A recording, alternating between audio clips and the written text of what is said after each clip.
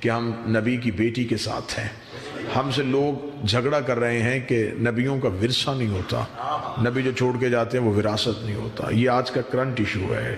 Social media پہ سب سے زیادہ جو بات ہو رہی ہے وہ اسی ٹاپک پہ ہو رہی ہے. لہذا میں نے اسی موضوع کا انتخاب کیا ہے کہ آپ کے سامنے اس بی بی کا حق پڑھا جا سکے. ایک سب سے پہلا جملہ کھولنے لگا اور اتنا واضح جملہ ہے کہ اس کو ہمیشہ یاد رکھیے گا. جھگڑا نبی کی وراثت پہ نہیں, جھگڑا نبی کی ملکیت پہ ہے. اہل علم چہرے جو ہیں وہ متوجہ رہیں گے. اگر تو نبی بغیر ملکیت کے چھوڑ کے چلے جاتے تو پھر وہ ورثہ ہوتی, پھر وہ اولاد میں تقسیم ہوتی. نبی اپنی زندگی میں زہرا کو لکھ کے دے گئے. سیدہ دربار میں وراثت کے لیے نہیں گئی, اپنی ملکیت کے لیے گئی. میرا خیال ہے اگر آپ نے یہ پہلا نقطہ یاد کر لیا تو میرا خیال ہے کہ مخالف پہلے ہی جملے پہ ہار گیا. مخالف تیاری کر رہا ہے, وہ حدیثیں اکٹھی کر رہا ہے وراثت پہ, کہ ہم وراثت نبی کی ثابت کریں گے کہ نبیوں کا ورثہ نہیں ہوتا. ہم پہلی دلیل سے ان کا کیس ختم کرنے لگے ہیں. تم وراثت پہ دلیلیں بنا رہے ہو, نبی تو وراثت تو نہیں, نبی تو زندگی میں زہرا کو لکھ کے دے کے گئے تھے. حاکم نے محمد کی وراثت پہ قبضہ نہیں کیا تھا, زہرا کی ملکیت پہ قبضہ کیا.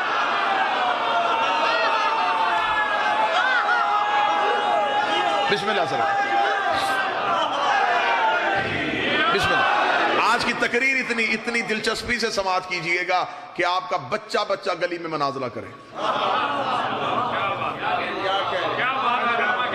جو ہم نے بولنا ہے وہ آپ کی زبانوں سے نکلے. کتنا بہترین نقطہ ہے کہ جھگڑا وراثت کا تو تھے ہی نہیں. میں آپ ہم اپنی جگیر چھوڑ کے چلے جائیں تو پھر وہ اولاد میں تقسیم ہوگی, لیکن اگر زندگی میں اولاد میں سے کسی ایک کے نام لکھ دیں تو وہ ملکیت ہوگی. اب میں اپنی قوم کے بچوں کو سمجھانے کے لیے یہ تھا کیا, کبھی بھی زندگی میں فدق کے ساتھ لفظ باغ کا آپ استعمال نہ کیجئے گا. کبھی بھی آپ جب بھی فدق پہ بات کریں کسی کے ساتھ مخالف کے ساتھ, آپ باغ کا لفظ استعمال نہ کیجئے گا. باغ ویسے بھی فارسی زبان کا لفظ ہے, اس کو عربی گرامر میں ہونا بھی نہیں چاہیے. عربی سے استعمال ہی نہیں کرتے تھے, یہ فارسی زبان کا لفظ ہے. میں اس لیے کہہ رہا ہوں کہ آپ باغ کا لفظ اس لیے استعمال نہ کریں کہ آپ باغ کہیں گے تو جگیر چھوٹی نظر آئے گی. باغ ایکڑوں میں ہوتے ہیں, شہروں کے شہر نہیں ہوتے. ٹھیک ہے جی. لہذا آپ نے اس کے ساتھ لفظ استعمال کرنا ہے جگیر فدق. یہ پراپرٹی ہے, یہ ایک مکمل جگیر ہے, اس کے اندر کئی باغات ہیں.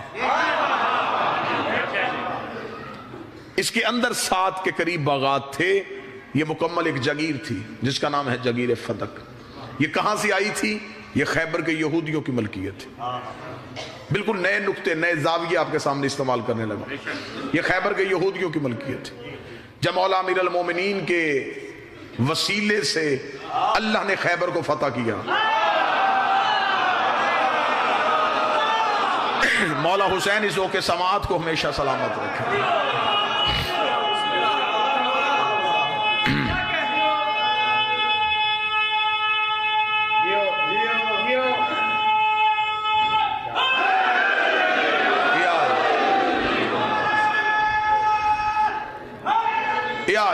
بالکل تھوڑا وقت آپ مجھے عطا فرمائیں گے.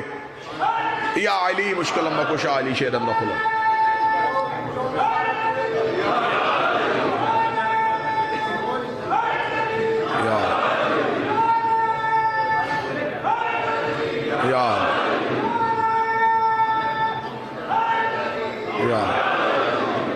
اجازت ہے جناب؟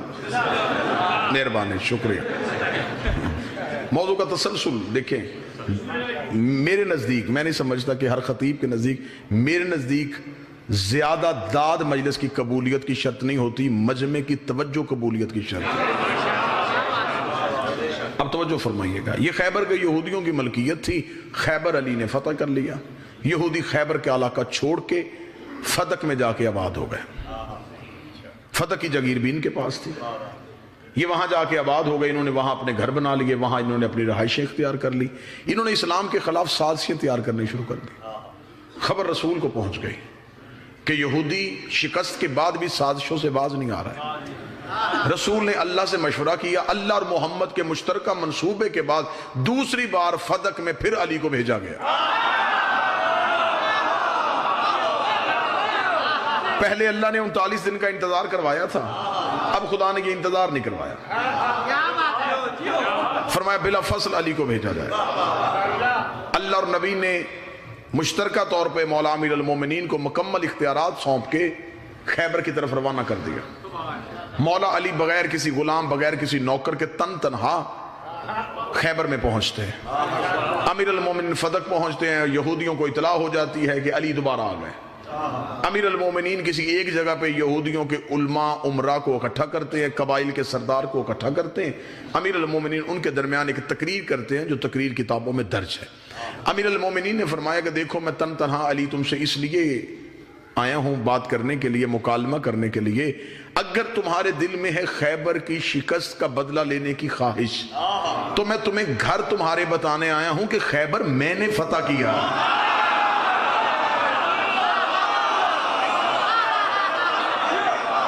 تمہارے دل میں تڑپ ہے نا، تم شکست کا بدلہ لینا چاہتے ہو، تم لڑنا چاہتے ہو، تو میں تمہیں بتانے آیا ہوں کہ پورے اسلام کے خلاف سازش نہ کرو، خیبر میں نے فتح۔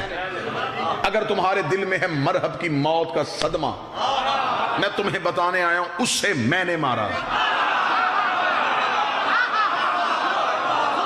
اگر تو تم اس وجہ سے پریشان ہو کہ تمہارے قلعہ کموس پہ اسلام کا پرچم نصب ہو گیا تو میں علی تمہارے قبائل کے سرداروں کے درمیان کھڑا ہو کے کہہ رہا ہوں وہ علم میں نے گاڑا ہے۔ اگر ابھی تک تمہارے نجومی پریشان ہے کہ وہ اتنا وزنی دروازہ اکھاڑا کس نے تھا، میں تمہیں بتانے آیا ہوں کہ وہ میں نے اکھاڑا تھا۔ یہ سارے اعتراف کرنے کے بعد امیر المومنین کی آواز ہے کہ اگر تم خیبر کا بدلہ لینا چاہتے تو مجھ سے لو، اسلام کے خلاف سازش کیوں کر رہے ہو؟ مسلمانوں سے تو بدلہ تب لو نا کہ اگر 39 دنوں میں کوئی فتح ہوئی ہو۔ جب میں نے کی ہے سب کچھ، میں مان رہا ہوں کہ یہ سب کچھ میں نے کیا ہے، تو اب بدلہ مجھ سے لو، میں تن تنہا آیا ہوں۔ اگر تم جنگ کے لیے آمادہ ہو تو امیر المومنین نے فرمایا کہ مجھے میدان جنگ سجانے کے لیے کسی بھی پلاننگ کی ضرورت نہیں، کوئی منصوبہ بندی کی ضرورت نہیں۔ اگر جنگ کرنا چاہتے ہو تو میں جنگ کے لیے تیار ہوں، لیکن یہ سوچ کے میدان میں آنا کہ ہاتھ بھی وہی ہے، تلوار بھی وہی ہے۔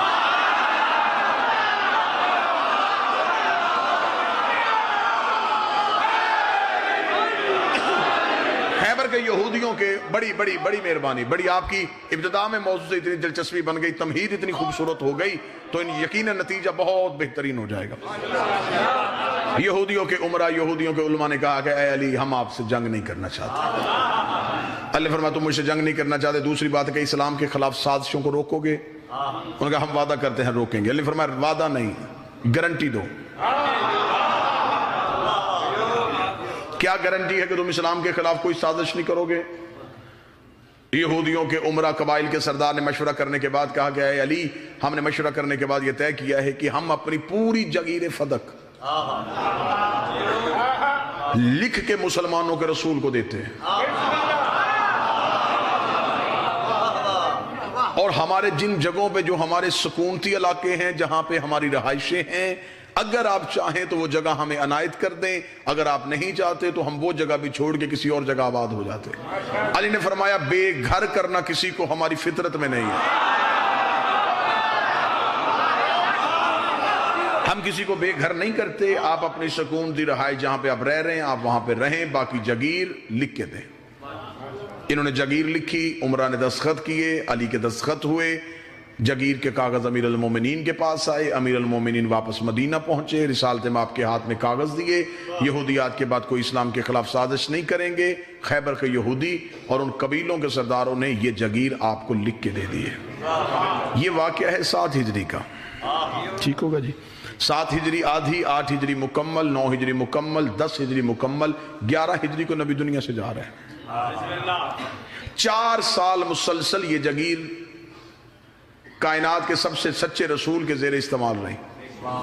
پہلا نتیجہ تمہید کے بعد دینے لگا ہوں، اور مجھے تکلیف ہوگی، تمہید میں نے بہتر کی تھی، نتیجے پہ آپ لوگ میرا ساتھ دے دیں. 4 سال یہ جگیر رسول کے پاس رہی. اگر اس میں امت کا حق تھا تو نبی نے دیا کیوں نہیں؟ مولا حسین ان ہاتھوں کو سلامت رکھتے، شہزادی نے ہاتھوں کو کبھی کسی کا محتاج. بسم اللہ. یہ آپ کے جو اٹھے ہوئے ہاتھ ہیں، یہ مجھے داد نہیں، بی بی کے مقدمے میں گواہی ہیں. 4 سال یہ مسلسل نبی کے تصرف میں رہی، نبی کے استعمال میں رہی. سب سے پہلا سوال یہ ہے کہ اگر یہ امت کا حق تھا، نبی نے کیوں نہیں دیا؟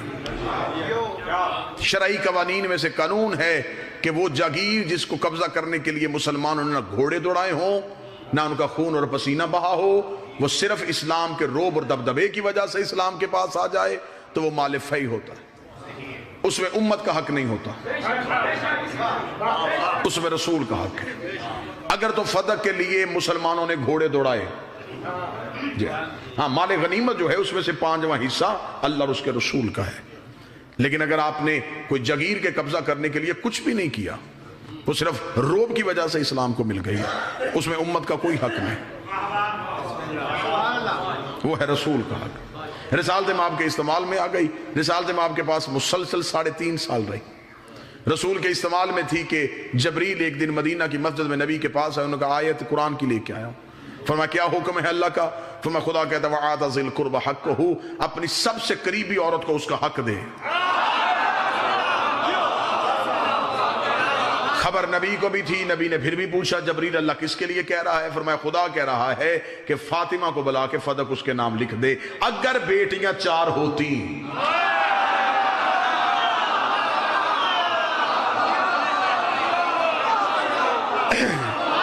جگیر فدق ایک بی بی کے نام نہ لکھی جاتی.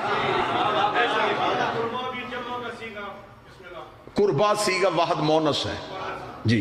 اکبر ایک واحد مرد، کبرا ایک واحد عورت، اصغر ایک چھوٹا مرد، صغرا ایک چھوٹی عورت، اقرب ایک قریبی، قربا ایک قریبی عورت. اپنی قریبی عورت کو اس کا حق دیا جائے. ٹھیک ہوگا جی؟ بسم اللہ. اگر ہمارے سے کل دے پری تو لے آؤ، مقام عرش ان کی زمین تو لے آؤ. نبی کی 4 ہیں گھر بیٹیاں تو بسم اللہ، مباہلہ میں کسا میں کہیں تو لے آؤ. جی بسم اللہ. متوجہ ہیں بات کی جانب سرکار؟ اب بالکل ایک نیا زاویہ استعمال کرنے لگا ہوں، اور یہ شاید ممبر کی تاریخ سے پہلی بار استعمال ہونے لگا. میں پوری ذمہ داری کے ساتھ کہہ رہا ہوں، جتنی میں نے سیدہ کے حق پہ تحقیق کی ہے، یہ زاویہ پہلی بار استعمال ہونے لگا. اور مجھے یہ فخر ہے کہ میں آپ احباب کے سامنے طالب علمانہ انداز سے انتہائی جو انکساری کے ساتھ وہ زاویہ استعمال کرنے لگا. خدا کہتا ہے کہ تم اللہ کی راہ میں خرچ کرو، لیکن ایک حد تک. وَانفِقُوا فِی سَبِیلِ اللہ، اللہ کی راہ میں خرچ کرو، لیکن خدا یہ نہیں کہتا کہ جو کماؤ سارا مجھے دو. خدا کہتا ہے ایک حصہ مجھے دو، باقی اپنے استعمال میں دو. یہی ہے. مثلا میں مثال دیتا ہوں، میرے پاس ہے 500 روپیہ کمایا ہوا. خدا نے اسے 100 میری راہ میں دے. اب 400 تجھ پہ حلال، اب اسے حلال طریقے سے خرچ کر. تو نے میرا حصہ نکال دیا. میں کہتا ہوں نہیں میرے اللہ مجھے تجھ سے بڑی محبت ہے، میں 400 بھی نہیں رکھوں گا. 400 بھی میں نے تیری راہ میں دیا. میرے پاس تھا 500، میں نے 500 کا 500 اللہ کی راہ میں دے دیا. اب میرے اللہ تیرے پاس کیا جواب ہے؟ خدا نے کہا 100 میرا حق تھا، 400 تو نے زیادہ دے دیا. اب یہ 400 ہے تیرا مجھ پہ قرضہ. تو نے جو 400 تھا یہ میرا تھا نہیں، یہ تیرا تھا، تو نے پھر بھی مجھے دے دیا. خدا کہتا میں عادل ہوں، یہ 400 میرے پاس قرض ہے، میں یہ تیرا قرض تجھے لٹاؤں گا. تو نے یہ 400 میرے پاس اپنا قرض محفوظ کر دیا. قرض کی آگے تعریف یہ ہے کہ اگر زندگی میں کسی نے مجھ سے قرض لیا ہو، وہ میری زندگی میں مجھے واپس نہ کرے، تو اس میں واجب ہے میرے مرنے کے بعد میری وارث، میری اولاد کو میرا دیا ہوا قرض واپس کرے. یہ ہے قرض کا قانون. میں نے پہلے کہا تھا کہ زندگی میں پہلی بار فتح کے لیے اضافیہ استعمال ہونے لگا ہے. خدا نے کہا میری راہ میں خرچ کرو, ایک حد تک جو باقی خرچ کرو گے یہ تمہارے پاس ہو جائے گا. اللہ کے پاس تمہارا قرضہ, خدا تمہیں تمہارا قرض واپس کرے گا. اگر ذہن متوجہ ہو گئے ہیں, خدیجہ نے دے دی ساری دولت.